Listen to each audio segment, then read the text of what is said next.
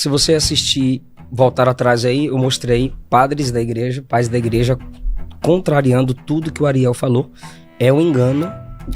Não sei quem passou essa informação, mas é uma informação mentirosa, de que essa prática de cultuar a Deus com imagens no culto é uma herança apostólica. Por isso que eu digo que a Igreja Católica, na aparência ela adora, mas em essência ela é pagã.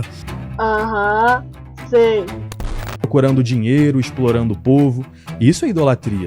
Toda vez que Jesus fala de idolatria, ele não fala de imagem. Ele fala da ganância, da avareza, de querer dinheiro do povo, de querer explorar o povo, de querer se apegar às suas riquezas. Isso é idolatria. Que pena que hoje a maior parte dos pastores protestantes criticam tantas nossas imagens, como vimos aqui, desde a primeira igreja existe imagem lá, e não criticam essa ganância de ganhar dinheiro em cima dos fiéis simples. Que pena. Tá acabando esse debate entre o Ariel e o pastor Eliseu. Dessa vez nós vamos para o segundo bloco, onde vem aí as perguntinhas das pessoas sobre esse debate, abordando sobre a idolatria, né? A idolatria de imagens. Católico adora ou não imagens? Adora ou não os santos? Vamos saber aí o que vai ser perguntado para o Ariel. Primeira pergunta para o Ariel aqui do chat. Muita gente fala que a Bíblia proíbe imagens, mas ao mesmo tempo várias igrejas históricas têm imagens de santos. Olhando pela arqueologia e pela história da igreja, em que momento que a imagem vira idolatria de verdade? O que a gente vê é que desde o início, nas construções das primeiras igrejas, aparecem essas imagens, né? E até mesmo nas sinagogas lá do século I, a gente vê também imagens ali desenhadas no chão, sempre com essa intenção, né, de ser didática, de mostrar aquilo ali. Se a gente lê, por exemplo, o Martírio de São Policarpo, que é do início do século II, eles guardam os ossos de São Policarpo, assim como a gente vê também em Atos 17, que São Paulo, as vestes de São Paulo ali também eram usadas para fazer cura, né? O que a gente vê é que o testemunho de todas as igrejas apostólicas, tanto de lá, do Oriente, pega até mesmo na Índia, quando os portugueses chegam na Índia, já tinha católico lá, né? E eles estão lá rezando pelos mortos, pedindo intercessão dos santos, usando incenso, tudo que a gente vê na igreja, mesmo que eles não sejam do Império Romano e tenham ficado sem contato com o Ocidente por séculos, né? Desde a pregação de São Tomé. Se a gente pega essas igrejas da Índia até a Espanha, as igrejas da Rússia até a Etiópia, todas elas pregam a intercessão dos santos. Por quê? Porque os princípios estão aqui na Bíblia, assim como os princípios da guarda do domingo estão aqui, e nós aplicamos isso, levamos às últimas consequências. Nós meditamos naquilo que os apóstolos dizem, procurando entender o seu significado. Quando a gente entende que nós não nos separamos de Cristo, que a nossa caridade, quando a gente chega no céu, aumenta ainda mais, não tem remédio a não ser acreditar realmente na intercessão dos santos. Então, quando passa essa idolatria? Em momento nenhum na história, né?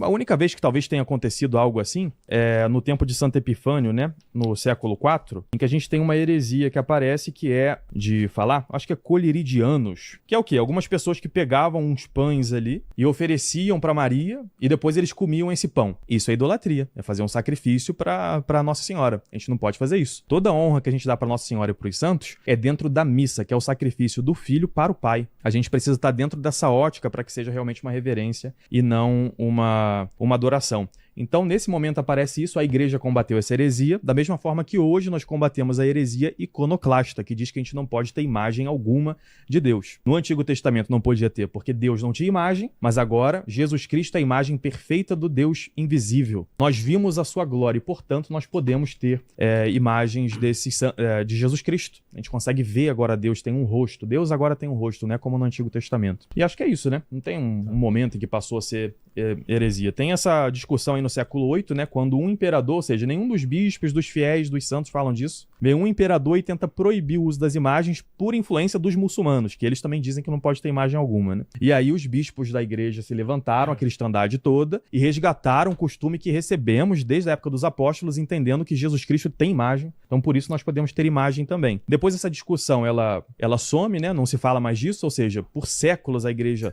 tem os ícones ainda e tudo certo, até que depois da Reforma Protestante, na segunda onda da Reforma Protestante, é que se critica de novo, naquele processo lá do, que às vezes as pessoas chamam de um jeito engraçado, né, o só ladeira abaixo. Ou seja, porque os primeiros que fizeram a Reforma não criticavam isso. É algo que veio depois, nas outras gerações dos protestantes. Então, assim, tem uns 1000 anos em que a igreja não teve problema quanto a imagens. É só algo que os protestantes resgataram, como se a igreja tivesse passado 1000 anos sem Cristo. Se Cristo tivesse abandonado a humanidade por um milênio inteiro. Tem uma moça que ela fala bastante sobre a igreja católica, os cristãos lá na África. A Preta de Rodinhos, que é a Patrícia. Ela trouxe aí essa questão de que O que a gente vive hoje foi vivido há séculos atrás lá na África, e são as mesmas coisas, e corroboram com isso que o Ariel falou. Então, quanto mais a gente vai estudando a Igreja Católica, mais a gente vai vendo que mesmo diante das perseguições religiosas que aconteciam naquela época, os católicos, a Igreja de Cristo, ela não se separou de todas essas questões que nós vivemos hoje. Então não é estranho isso, por quê? Porque Deus é um, né? Não teve essa divisão. Claro, né? O Ariel até falou aí da Reforma Protestante, e eu achei muito interessante ele citar esse período da história que ninguém ficou contestando, foi só tempos depois que contestaram, né? Que tiraram isso aí da cartola de novo, para nos acusar, né? E é sempre bom, gente, a gente pesquisar a origem de certas acusações que não vão de acordo com aquilo que é a nossa fé. E a gente vai ver que muitas vezes são acusações inverídicas, ou de pessoas que não entendem, ou de pessoas que não conhecem, né? E outros que já têm uma certa intenção em prejudicar a nossa própria fé. Então eu gostei bastante que o Ariel trouxe aí um pouco dessa questão da história, e nunca houve idolatria dentro da Igreja Católica. Por quê? Porque lá no Antigo Testamento, nos nossos antepassados, Deus já havia dito que você não pode substituir nada, você não pode colocar nada no lugar de Deus, né? Nem imagem, nem pessoas, nem objetos, nem você mesmo. Deus é Deus e Ele tem um lugar único na nossa vida. Se a gente substitui, simplesmente a nossa vida vai ladeira abaixo, né? Então, nunca pode ser idolatria, nem de imagens, nem de pessoas, nem de nada, né? Deus proíbe isso. Não é o uso das imagens, mas é como que elas são utilizadas. Elas estão no lugar de Deus? E respondendo como uma católica, tá? Uma católica, que o povo gosta de falar, né? Católica praticante. A gente não adora imagens. Não mesmo. Se você assistir, voltar atrás aí, eu mostrei padres da igreja, pais da igreja, contrariando tudo que o Ariel falou. É um engano. Não sei quem passou essa informação, mas é uma informação mentirosa, de que essa prática de cultuar a Deus com imagens no culto é uma herança apostólica. Por isso que eu digo que a Igreja Católica, na aparência ela adora, mas em essência ela é pagã. Porque cultuar a mortos, a imagens, se prostrar perante imagens, O Ariel já falou que não tem nada de comunicação de mortos, não são mortos, são pessoas vivas. E não, o Ariel também mostrou que isso está registrado no Antigo Testamento. Também trouxe, mas você está ignorando. E aí lá vem o quê? Lá vem mais acusações. Aliás, em todo esse debate aí, o que mais trouxe acusação foi o pastor, não foi o Ariel. É sempre bom ressaltar isso, porque tem gente, inclusive, que tá se achegando aqui no nosso canal, falando, você está acusando os protestantes. Eu não tô acusando nada, não. Aqui a gente responde às acusações que vêm muitas vezes pelos comentários, de coisas que a gente nem fala direito. Teve vezes que a gente falou aqui sobre oração, sobre rosário, sobre Frei Gilson, e as pessoas vêm com essa historinha de vocês adoram imagens, idolatram imagens, enfim. E aí é a mesma fala. Por isso que a gente tem que tomar cuidado quando a gente fala sobre coisas que nós não vivemos. O pastor não vive a Igreja Católica.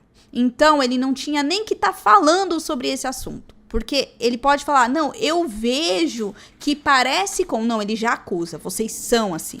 E desculpa, essa autoridade ele não tem, não. Porque não foi dada a ele por Deus, de acusação. São dos vivos aos mortos, desobediência a Êxodo 20, Romanos 2,8 diz que eles que fazem essas coisas são obedientes à iniquidade, é estabelecer a mentira como verdade, porque a Bíblia é verdade, o Espírito é verdade, Cristo é a verdade, os verdadeiros adoradores adoram em Espírito em verdade, e as imagens do culto é tudo mentira, porque nenhuma imagem religiosa reflete verdadeiramente o ser projetado nela. Vocês estão enganados. Quarto lugar, Que desembestou aí as passagens bíblicas usando como acusação. Tava demorando, tava muito equilibrado esse debate. Agora ele soltou, né? Vamos lá. Deus com imagens no culto é usurpação de um direito divino de conceder autoridade a quem ele quer. O homem é a imagem enquanto ele está vivo e visto. Morreu, deixa de ser visto e perde autoridade na terra. Se o morto aparecer, o vivo tem autoridade para repreender. A aparição de Maria lá em Fátima, se fosse para um filho... Ai, lá vem falar da nossa mãezinha. Vamos lá. A minha filha de 4 anos repreenderia em nome de Jesus. Quinto lugar, a igreja do... É uma questão, talvez você que é evangélico que chegou aqui no nosso canal, vamos lá. Em relação às aparições de Nossa Senhora e todas as outras aparições, tem inúmeros relatos de aparições, não só relacionados a Nossa Senhora, mas a santos e também ao nosso Senhor Jesus Cristo. Vale nós ressaltarmos aqui que não é obrigatoriedade de nós crermos na aparição, tá? O que também não nos compete a dizer que é uma ação do demônio. Por que digo isso? Hoje, a Igreja Católica tem um documento que fala sobre as aparições, sobre os fenômenos sobrenaturais, onde a Igreja Católica estuda esses fenômenos. Tem fenômenos que são manipulados por pessoas? Tem. Tem fenômenos que são manipulados pelo demônio? Tem. Mas isso também tem nas igrejas protestantes. Tem fenômenos que são manipulados de forma psicológica e emocional, e tem pessoas que falam sobre isso. Por isso que a Igreja Católica tem um setor dedicado a falar sobre os fenômenos sobrenaturais, para que isso não nos faça perder a fé. E um dos documentos é dito isso, que nenhuma das aparições sobrenaturais, elas podem nos levar ao erro. E se ela nos leva ao erro, ela não é de Deus. A aparição de Nossa Senhora de Fátima, ela não nos leva ao erro. Por quê? Porque ela pede conversão, penitência, foco em Cristo, a paz. Então a Igreja Católica faz o estudo e vê se está dentro daquilo que Deus nos ensinou, daquilo que foi revelado. Aliás, nenhuma aparição pode trazer algo novo, porque Cristo já trouxe tudo aquilo que precisava ser revelado. As aparições que são reconhecidas, né, pela Igreja Católica são para nos ensinar a ser ainda mais de Deus. E de verdade, as aparições que são reconhecidas fazem isso. Aliás, sobre a aparição da imagem de Nossa Senhora Aparecida, na época em que ela veio, você já pesquisou a história sobre esse período da aparição da imagem? O tanto de milagres que aconteceu? Ora, o demônio faria milagres em nome de Cristo? Converteria o coração das pessoas? Eu acho que não. Então, tomemos muito cuidado quando a gente quer colocar as coisas de Deus na mão do demônio. Porque nem tudo é do demônio. Aliás, ele não tem esse poder todo, não. Muitos é que dão poder a ele. Então, tomemos muito cuidado, principalmente quando a gente vai falar sobre a fé dos outros. Principalmente quando são questões de fé relacionadas a uma mulher que disse sim e que trouxe o nosso Senhor e Salvador. Ela merece muito respeito. E tudo aquilo que vem em relação a ela e que de fato é real ou é comprovado, né? Se assim podemos dizer para algumas pessoas. O Antigo Testamento não tinha imagem de escultura na adoração que ela prestava a Deus. A igreja cristã primitiva era contrária a qualquer tipo de imagem, pois isso fazia diferença em relação ao culto dos pagãos. Como arqueólogo, ele deveria conhecer mais um pouquinho da história e saber que os romanos até consideravam os cristãos ateus por falta de imagens. E os cristãos herdaram. Desembestou aí, né, ô pastor, na ofensa, na tentativa de menosprezar, na tentativa de diminuir. É isso que eu não gosto. O debate estava indo, tipo assim, claro, cada um com a sua divergência, mas não, vamos lacrar porque agora vai ser o corte, né? Não, ele é arqueólogo. Aliás, ele trouxe até imagens que, inclusive, o senhor disse que eram imagens muito lindas dos relatos da Bíblia. Mas agora você diminui ele, porque ele comprovou de forma contundente sobre as igrejas que tinham imagens. Então essas imagens eram pagãs, relatando o que aconteceu na Bíblia? Não pode rir. E os cristãos herdaram isso de quê? Pois os primeiros cristãos vieram do judaísmo. Então a influência judaica, eles conheceram no cativeiro as consequências da idolatria. Nem mesmo os judeus alexandrinos, influenciados pelo helenismo, usavam imagens em culto. Segundo, por que a igreja cristã primitiva não usava imagens em seus cultos? Invisibilidade de Cristo e do Espírito. Porque me viste, creste, bem-aventurado quem não me viu e creu. Não andamos por vista, mas por fé. Segundo aos Coríntios 5,16, a ninguém conhecemos mais segundo a carne, não conhecemos Cristo segundo a carne. E o Didaquê não confirma nada do que o Ariel falou. É tudo engano, é tudo invencionista da igreja romana. Jesus encarnou e não deixou nenhum ensino que se permita entender a possibilidade de se fazer imagem dele. Ele assumiu a natureza humana, mas não forneceu modelo a escultores nem pintores. Ele não veio revogar a lei, nem os profetas, e a lei e os profetas é contra o uso de imagens culticas. E Pedro disse que, 1 Pedro 1,8, a igreja não vê Jesus, mas ama Jesus sem ver. Não é lícito ter imagem de Jesus na igreja, porque sua natureza divina não pode ser retratada. Essa parte aí, ele leu um trecho e depois ele incluiu fala dele, tá? Porque não tem essas explicações aí que ele tá falando. É segundo a interpretação dele. Ele esqueceu de falar isso, né? E a Seu humana? corpo, como agora, é glorificado. Então, peraí, para ele nascer de Maria e ser Theotokos, que Price questiona esse dogma do Theotokos, para ele nascer de Maria, para ela ser mãe de Deus, as duas naturezas têm que estar unidas. Mas Então, para fazer imagem, se separa a natureza de Jesus. Não. O que tem aqui Ele é é humano e representável. divino, mas hoje ele é Deus. A Representável. imagem expressa da divindade está naquele que está Acabou o glorificado tempo, à direita do Pai. pastor. Jesus Cristo, nem respirou que vai até tomar água. Jesus! Quantas acusações infundadas, né?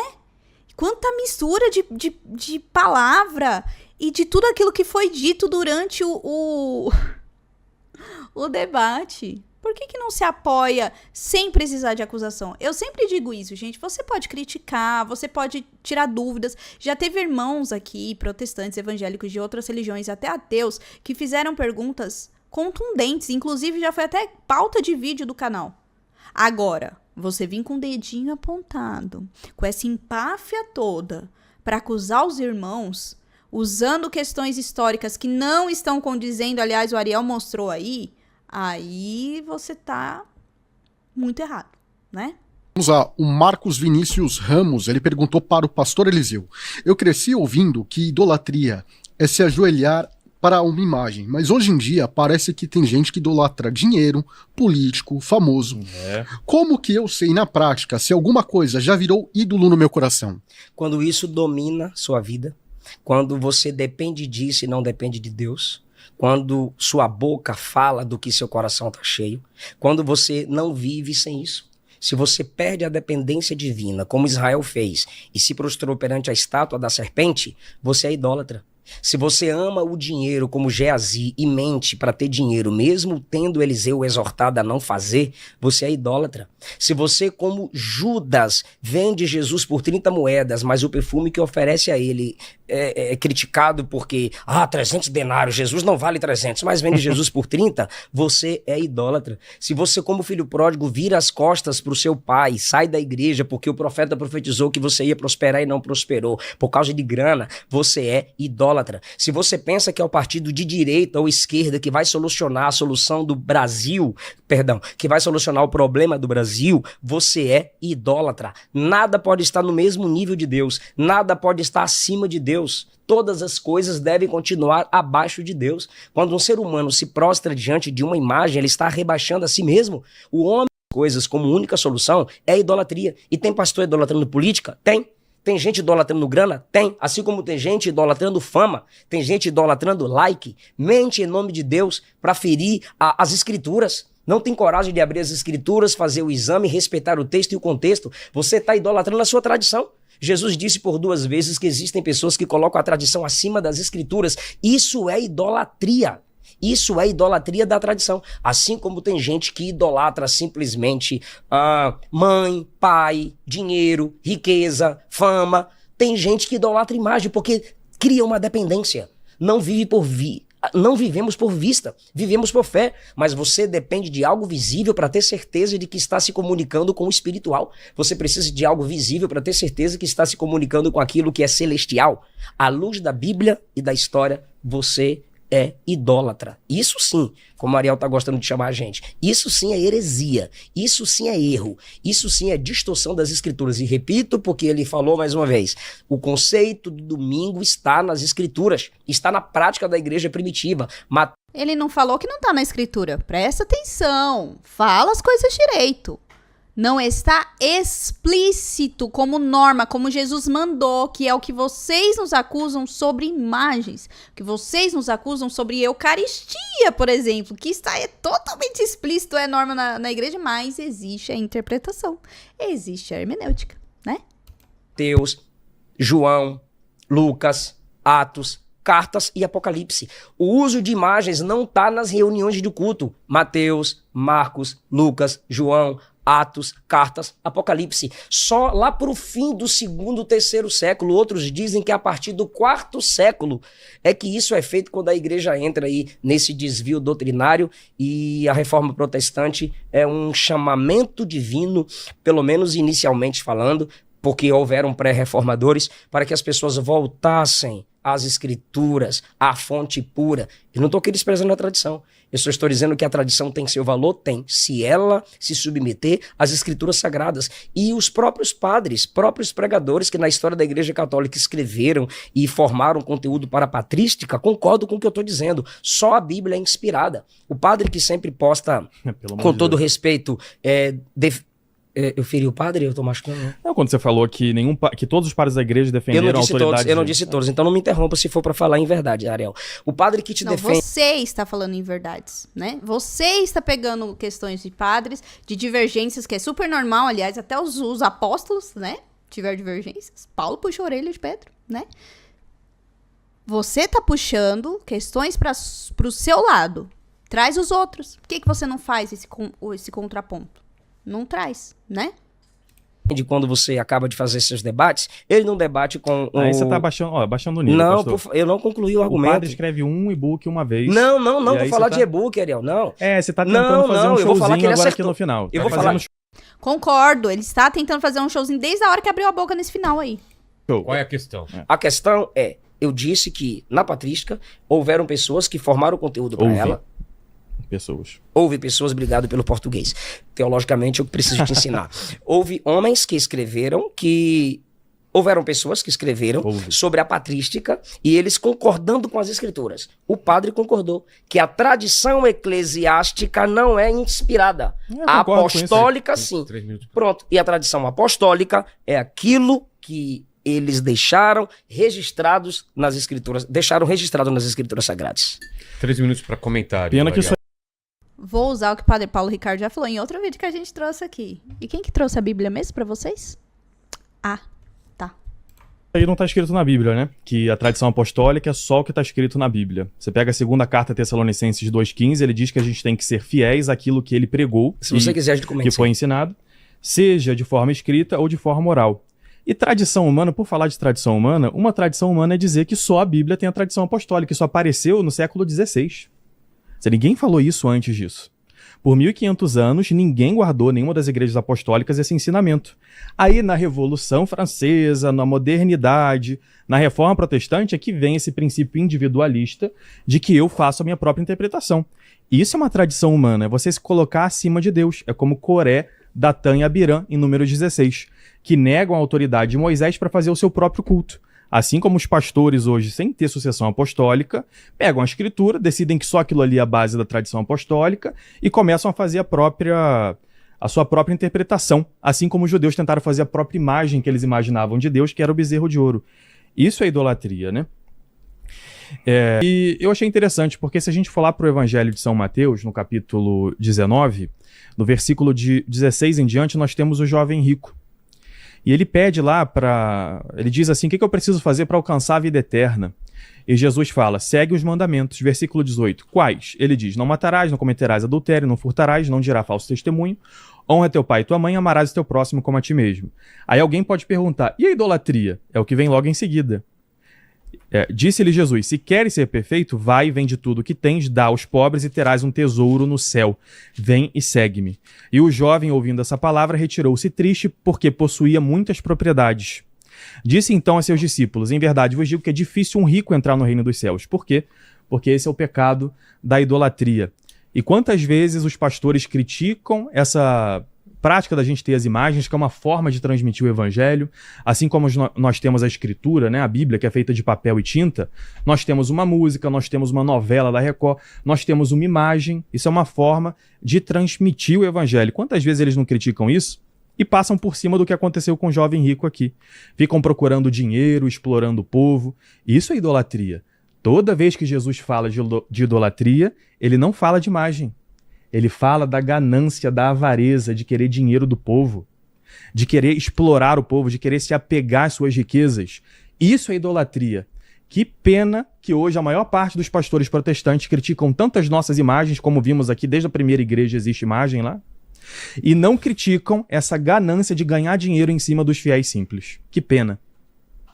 Aí o Ariel volta naquela questão de discussão, né? Encerrou muito bem, apesar das provocações sereno, como sempre. Mas é um ponto, né, que a gente precisa trazer aqui sobre a idolatria, né, que o Ariel traz aí. E realmente, tem muitas coisas, eu falei já isso em outro vídeo, que a gente deveria denunciar mais. Assim como nós católicos também deveríamos denunciar mais, a gente já falou isso em outros vídeos. Essa questão de material é muito real isso, gente. Eu conheço pessoas que muitas vezes deixam até de ir na igreja porque não tem a roupa adequada para ir. Não quer dizer que você vai no culto ou na missa de qualquer maneira. Mas você não precisa ir com a marca do ano, com o vestido do ano, com o sapato do ano. Você dá o melhor pro Senhor. Às vezes, de forma humilde, com a roupa que não é de marca, entende? Então, é isso que o Ariel tá falando e que muitas vezes poderia e deveria ser contestado. Existem muitas pessoas que contestam. Eu conheço pessoas que são maravilhosas de outras religiões e não só evangélicas, mas de outras religiões, que têm um coração maravilhoso, que também se incomodam com as coisas como a gente se incomoda. Mas o que ganha muito a mídia é isso. Atacar uma prática devocional. Eu tô dizendo aqui em relação a oração, as flores, as velas, e que não é contra Deus, não é idolatria. Existem senhoras que ali no seu momento de oração com a imagem de Nossa Senhora, é como se Nossa Senhora estivesse ao lado delas, assim como esteve ao lado de São João no momento da cruz. Não é isso que Jesus fala? Eis aí a tua mãe, filho, eis aí, mãe, eis aí o teu filho. É assim quando a gente tá rezando. Porque existe um mundo espiritual que a gente não enxerga. E a gente tem dificuldade para enxergar. Mas aí o que acontece? Uma imagem me ajuda a imaginar como é Jesus. Porque nós somos humanos e nós temos dificuldade para imaginar aquilo que é espiritual. Você pode falar da água, pode falar do fogo, mas a gente tem dificuldade, gente. Nós somos humanos e reconhecendo isso, nós vamos para aquilo que é o nosso humano e podemos crescer ainda mais se nós aceitarmos quem somos e aquilo que Deus pode fazer em nós. Práticas espirituais, devocionais, não são ruins. Se você tá preocupado com isso, porque o pessoal tá batendo muito na tecla ultimamente sobre essa questão, porque é uma coisa que gera dúvida em muitas pessoas, não se apegue a isso. Sabe por quê? Porque devoção não quer dizer que você vai idolatrar a pessoa. Aliás, idolatria é o que mais tem hoje em dia. Vocês lembram lá da história do pessoal que ficava orando pro pneu? Ou pra alien? Ou gente que não pode deixar de ir num show, que passa horas numa fila de show pra ir assistir o fulano que vai cantar. Hoje, o que a gente vê é que tem muita idolatria, mas não é de imagem. É de muitas outras coisas, mas não de imagem. Então, que a gente reflita aí mais sobre a nossa questão, como eu lido com as nossas devoções, para que elas sejam autênticas e não superstições, e como que a gente lida com um irmão da outra religião, que foi muito o que aconteceu aí nesse bloco. Um ataque assim de metralhadora, pegando a palavra e metralhando e tacando a acusação. Se você quer mostrar a verdade pro seu irmão, seja mais equilibrado. Mostra sem acusar a pessoa, com argumentos. E aí pode ser frutuoso, tanto para você quanto para o irmão. Você não precisa acusar ninguém, não.